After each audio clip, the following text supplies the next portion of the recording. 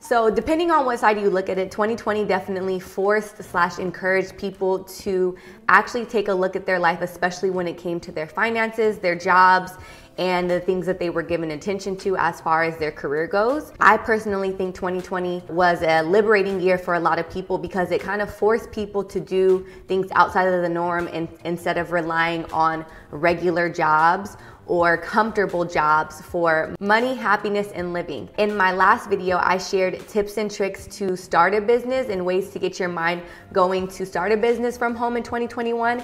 And now this video is kind of dedicated to the people who don't necessarily want to start a business, but they have a service. They can provide a very pivotal service in the structure of having a business. So in today's video, I'm gonna go over 5 different categories of freelancing from home.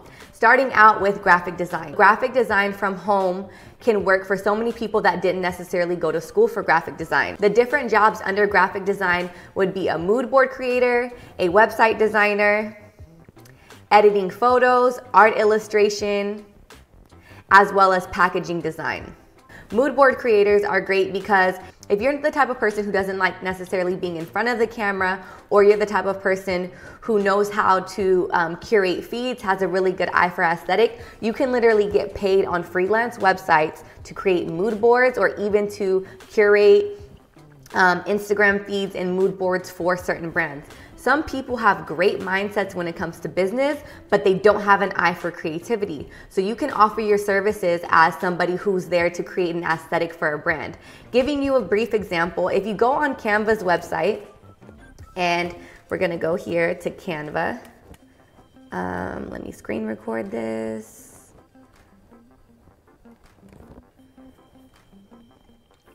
So if you go in Canva, and you go to, for example, all your designs, I'm gonna go ahead and pretend a palette that I actually have for my brand, pretend I have a makeup brand.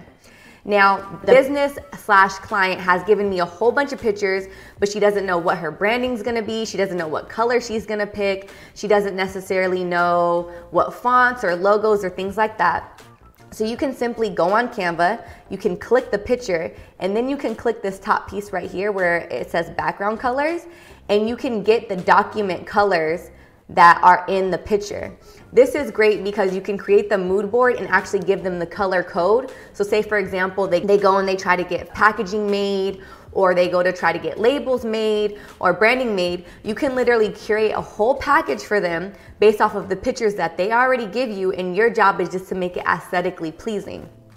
And then you have sites like Fiverr, where if I go on Fiverr right now, you can see that people are literally getting paid $150 to create a design, logo, and brand identity. This is something that might seem super simple based off of what I just did on Canva, but there's people who literally have polar opposites. For me, I'm the creative, I love doing stuff like this, but as far as structure, I need, for example, a virtual assistant, which I will talk about in the next part, somebody to help me structure the business, reply to emails, do the things that I don't like doing. Okay, so I'm gonna show y'all an example. So we're gonna just pretend like this makeup brand came to us and they wanted a mood board. They have no idea where to start or anything. So let's try to find like something that we can make a mood board based off of. I'm gonna need y'all to get in your millennial bag because you know all of us was MySpace coders and we had our profile poppin', top 8 poppin', all of the graphics, you know, even though we technically didn't go to school for this, we're all coders at heart. Get into that inner child, get into that 12, 13-year-old, and let's make this happen. So pretend that the brand is not ColourPop and they took a really nice picture of their palette. So we obviously have a good foundation, a great product, but they just don't necessarily know how to brand it. So we're gonna go to Canva University, aka the cheat code for graphic design. And we're gonna take the photo that the brand actually gave us and upload it to Canva. And I'm gonna show y'all a cheat code that's gonna make things so much easier. So once you upload the picture that the brand already provided and gave to you, you're gonna make it real big because we're gonna create a mood board and we are gonna get some coin for doing so. You know, some of us just have an eye for the color, the art, the aesthetic, but we don't really want to do all the business stuff. And this is the way to go about it and be able to get paid. So this little button right here basically tells you all of the colors. And this is important because, one, a lot of people don't even know that you can do this. Any picture that you put on Canva, you can click the little color box and basically get all of the colors that are pulled from the actual photo that you put in. So now to create a mood board, we're gonna do a whole bunch of circles. Bear with me while my Virgo moon does its thing. You know, we gotta make sure it's nice. Now that we have all of our shapes out, we're gonna click the color box. Now when we do this, we're gonna choose the first color that comes up. Then we're gonna choose the second. And boom, we already have a mood board. But say they're also wanting fonts. It's really simple. You can type in, let's type in California Love as if this was their brand name and they needed like a logo or they needed marketing for this palette. So we're gonna type in the brand name so that we can actually see what it looks like with different fonts, so that the brand can choose different fonts as far as what they wanted to go for their packaging, for their branding, for logos or whatever. Bear with me while I organize, because obviously this wasn't planned, but I wanted to show you guys a more detailed version of what I was talking about. Let's change the color of this so that you can actually see it, and boom. So there you have California Love, but we also want to give them the actual name of the font. This is a free font from Canva, and some of the fonts that are on Canva you have to pay for, and some of the fonts for your logos you have to pay for too, because some people can basically own the rights to a font, so you have to make sure that you're doing all of your research on that. This is Moon Time, so I'm going to put it right under California Love so they can see their brand name, their pretend brand name in the font, so they have different fonts to choose from. So now we're going to basically duplicate that same thing and find a different font, because of course brands want options. So boom, let's go through these and just try to find like another cursive font. Boom, so this one's good. Jonathan looks pretty cute. She looks really cute. So we are going to just basically copy and paste, boom, and then type Jonathan and put Jonathan next to the Jonathan font. That's California Love, so that they know that if they like their brand name in this font, then the font name is Jonathan.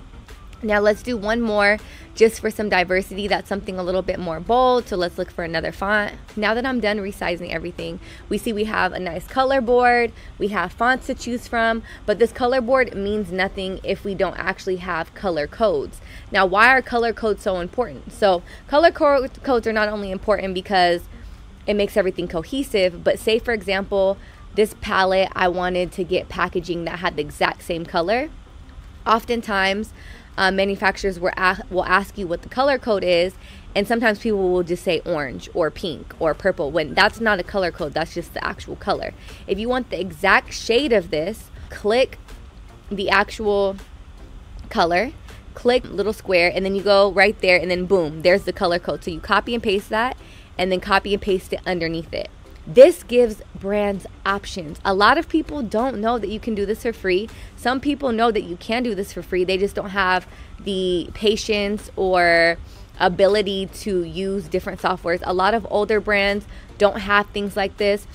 You can literally make a whole branding and marketing kit for a brand doing this in a quick and easy way. All of the pictures are already provided for you, and all you have to do is basically put it together. So for my girls who had their MySpace popping, and you want to get in your MySpace bag, let that inner child be creative and be able to make a brand go from plain and simple to aesthetic. The parents who told us MySpace and being on the computer and pretend coding and making things real pretty and cute, like, this is a whole career. And even if you aren't a professional or you did not go to school for this, you can definitely do this as a side hustle or even make this your main hustle. So if you're in the phase of you don't know what to do, 2021, you feel like you're down and out, you're not. You can be creative, you can exercise some of your creativity through freelancing, and then there's sites like Fiverr as well as others that allow you to basically sell your packages on a site, and you can basically showcase your work and what you can do. But you need a bit of help as far as the professionalism goes, as far as logos, trying to find fonts and things like that. There's another website that I love called Skillshare, which is an online learning community that has thousands of videos that you can learn from. And in this video, I chose to partner up with Skillshare to tell you a little bit more about their website. For example, Anna Kay is a brand designer, and she has a class called Crafting crafting and brand identity and brand strategy. You can watch her video and she's gonna take you down the steps as far as creating a mood board, her strategies, the way that she does it, ways that you can structure the mood board so that you can give it to a client and they're willing to pay $150 plus for your services. If you feel like you need help creating a logo, there's classes on here with step-by-steps on creating a logo and a brand board and things like that. You can learn pretty much anything and everything on Skillshare because they have a wide range of classes to choose from. Another good thing about Skillshare is it's curated specifically for learning, so there's no ads, and they're always launching new premium classes so you can stay focused and follow whenever your creativity takes over, and it's less than $10 a month with an annual subscription. The first 1,000 of my subscribers to click the link in the description box will get a free trial of the premium membership so you can explore your own creativity. The second category that I want to go over as far as freelancing from home is basically like management. I'm going to just say management. So there's something called virtual assistant, which is something that I love and that I need as far as being able to maintain a YouTube channel, 2 businesses, and a lifestyle. A virtual assistant is basically somebody who does anything business related that a business owner needs. So for example, I would go on a freelance website and look for a virtual assistant who would be able to reply to customer service emails, be able to reply to shipping, management, and things like that. As far as business goes, these are things that you think like, oh, I don't need to pay somebody to do it. But having somebody who's specifically geared towards answering emails, making sure that your customers are happy and satisfied, making sure certain things are ordered monthly depending on your volume that you have in a business are super important, because there's people who are like me who don't necessarily like those type of analytics and